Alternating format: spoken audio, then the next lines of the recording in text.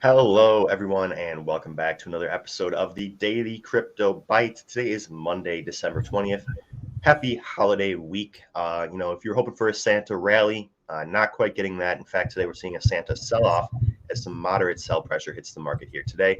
Traditional equities, crypto, both being hit hard. We'll talk about that as well as a few more things. But CJ, how are you doing on this Monday morning, my friend? Doing very well. Despite the sell-off, low volume period here going into the end of the year. A little bit of a Grinch sell-off, I suppose you could say. But traditional markets down today about 1%. I mean, the IWM is hitting the 211 level, so we'll see if that holds. Bitcoin's down again, testing the 45 to 46K level. So a lot of interesting stuff to go into today. I'm excited to get started, but how you doing, my friend? I'm doing good, CJ. Yeah, should be an interesting week here. A lot of eyes were on this week as a week of potentially positive price action. We've seen that in the past, in the week leading up to Christmas. Not so much seeing that here today as the market kind of pulls back. The alts pulling back a little bit harder than Bitcoin. But we'll talk about that, give you some critical levels for Bitcoin. You want to start off with the Bitcoin chart, CJ, or anything you want to lead off today's show with? Yeah, we will get to the Bitcoin chart. I do want to start off with a couple small news items because for all the Luna holders out there, there was a pretty significant milestone reached this weekend. And that has to do with total value locked. Terra, or the Terra Luna blockchain, which is also built on top of the Cosmos blockchain, interestingly enough. I always thought it was interesting that Terra has grown to over 5 times the size of the original blockchain that it was actually built on. Nonetheless, here we can see that it passed Binance Smart Chain at now $17.1 billion of total value locked. Some of the honorable mentions below include AVAX at $11.6 billion, Polygon at $4.8 billion, Phantom at $4.3 billion, and Elron at $912 million. So interesting stuff there, but definitely a nice, interesting milestone. Yeah, very interesting. And on that note, CJ, on Friday during our cocktail hour, I had referenced this chart, which I think you actually referenced during the Daily Crypto Byte or during one of our webinars or something. But what struck me on that chart that you showed just now was the fact that the DeFi ecosystem has grown 1,400% in the last year. And when we think about DeFi, historically, we've thought about that in the context of Ethereum, right? And when we see DeFi grow, we typically see the value locked in the Ethereum ecosystem growing as well. Obviously, we're not seeing that here. In fact, we're seeing something quite different. What we're seeing is these other layer ones really start to grow, really start to steal away some of this market share from ETH. So this is the non-Ethereum total value locked. So basically the market share that exists beyond Ethereum. And as you can see, at first Binance Smart Chain was kind of, really dominating this. But over the last month or so here, we've seen an interesting kind of diversion and even more of the market share going to these relatively smaller assets like AVAX, like Phantom, like Polygon.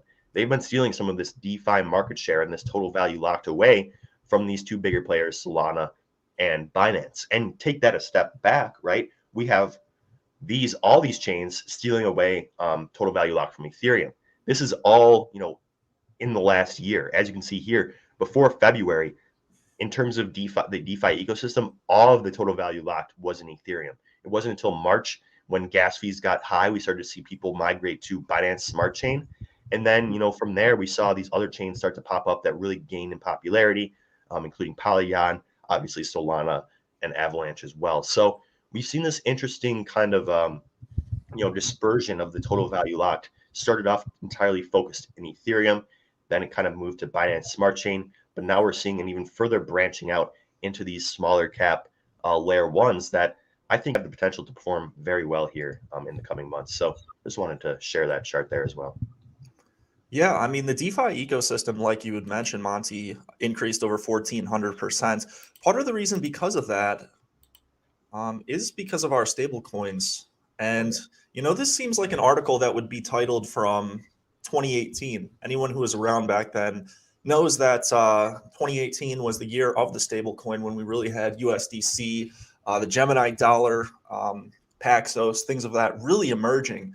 But back then, they were used for a much different purpose. They were actually more preferred for traders who didn't want to have to deal with the volatility of going into Bitcoin on like a crypto native exchange such as Binance. So rather than going into an asset that fluctuates, they could have taken profits and then gone into, Tether. And that was the primary use of stable coins, all the way up until DeFi summer in 2019 and then 2020.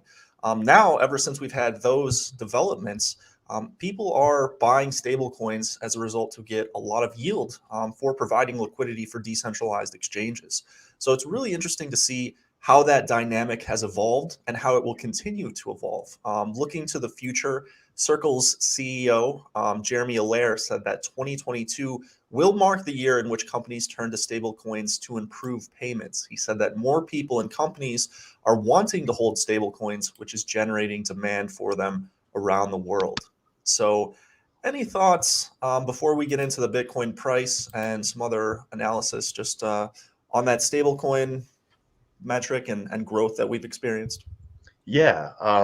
Thank you for sharing that, first of all. And I completely agree with Jeremy Allaire. He's been in this space since the beginning. Obviously, he is intimately knowledgeable about stablecoins, given how popular USDC is and how, he's gone through the hoops of regulation and whatnot and seen kind of the trajectory of stablecoins over the last, 5 to 6 years. One thing I thought was interesting, that was a headline I saw this morning. Let me quickly find the article. Was that JP Morgan was going to partner with Siemens to bring payment processing to Europe and beyond. So yeah, this is the headline of the article here. JP Morgan partners with Siemens to build DLT payment system, and essentially, this will be a blockchain system for payments. And like CJ said, when you're dealing with this, payment use case, it's not necessarily ideal to be dealing with these assets that are speculative and fluctuate in value. So when you have these sort of use cases like, payment settlements, and, especially when it comes to larger corporations that are, experienced in, the traditional financial sector, this is a huge use case for stablecoins. So I think that, when you see this right here, perhaps this isn't, anything too meaningful yet, but I think it's a good example of what Jeremy Allaire was speaking about in the sense that 2022 will be a major year for stablecoin adoption. And I think that this could potentially be, one big use case is this sort of payment rail for stablecoins. People can instantly settle payments globally. And, like CJ pointed out, the best assets for that are ones that are not speculative in value, ones that do not fluctuate in value. So I think that, stablecoins have seen tremendous growth this year, but I think that it's just really the beginning. So interesting stuff there, but I'll pass it back to you, CJ. Yeah, and taking a step backward to the total value locked and Terra surpassing 14 billion, that's on the back of UST, their stable coin, as well as Luna and Anchor and many others. But one of my favorite stable coins is slowly becoming UST as opposed to merely just USDC. But without further ado, why don't we get into the Bitcoin chart and take a look at where we are? Like I had mentioned at the start of the show, bearish sell pressure with the traditional markets. But, one thing that I had talked about in the community room last night that we had just kind of taken note of was the macro Fibonacci levels and how they've held up as support and resistance throughout this macro bull trend that we've seen in Bitcoin. So the way that you can do this on your own chart is by starting at the top of the 2017 high and then dragging down to the bottom of the 2018 low. And that will create these extensions in which, our bull market throughout 2019 and even leading up to, our present day have followed pretty well. You can see these touch points in earlier July of 2019 and where resistance was really found. Also, we had resistance here once again when we retested the previous 2017 all-time high. And when you look at what we've experienced most recently at this current 45 to 46K level, we have found some support here historically. And, these levels have held up pretty well. I think a lot of analysts will likely start comparing this to, this period throughout the summer when we just kind of had this bearish accumulation period. Nonetheless, it'll be interesting to see if we hold this level because it has been so important historically. Also, the next level that really comes below is where we wicked down to, this 42K level. It's held up all throughout September. And then going back to when we first had that short squeeze to 42K in July, it was that initial resistance. So we'll see if those levels do hold up and, how hard the market really gets hit going into the end of the year here. But, these levels have held up this far and are pretty important historically. So we'll see what happens and how the trend behaves. If you'd like to learn more and hear more about our analysis each and every day from Monty and I and our trades that we take personally, make sure you check out the link below at marketrebellion.com/try crypto. You could try the first week for just $7, where you get insights from Monty and myself, as well as our pro trading platform and trading education curriculum. So we appreciate that, as well as the wonderful individuals providing a lot of insight and value to our community. I will pass it back to you, Monty. There is one last thing I do want to show for the end of the show, but please. Yeah, CJ. While you're mentioning our awesome community, one thing that's been really great to see over the last few weeks is how much interest our community has shown in, yield farming and in these various DeFi protocols. I've learned a lot from them as well and from their experiences in, the DeFi ecosystem. And just anecdotally speaking, we've talked about how traders in crypto typically look to DeFi when the market is, neutral or bearish or consolidating. We saw that in the DeFi summer, like you mentioned earlier. We saw, ETH's DeFi ecosystem really boom. I think we're seeing that now, perhaps in anticipation of, consolidating market here. You talked about how those levels for Bitcoin are holding up, in the interim, but a retest of 42K is not out of the realm of possibility. And if that happens, one of the best places in this ecosystem currently to have your capital is in that DeFi, in those DeFi protocols, earning that yield. So I think that, we're seeing an instance of that kind of flooding to DeFi, comparable to what we saw in that DeFi summer. So interesting stuff. But what is that last thing that you wanted to mention here? My favorite liquidity pool is the Anchor UST pair. Been doing that in Apollo Vault on Terra, so that's been working out pretty well. But last thing I just want to show here is a tweet from Willy Woo about strong hands, weak hands, and what we've been experiencing at our current point and how we can compare it to instances of history. So, nice holiday colors here with the red and green and whatnot. On top, we have the Bitcoin price. Red is weak hands, and then green below us is the stronger hands. And as you can see, there's not much change in terms of the behavior of the strong hands and longer term holders.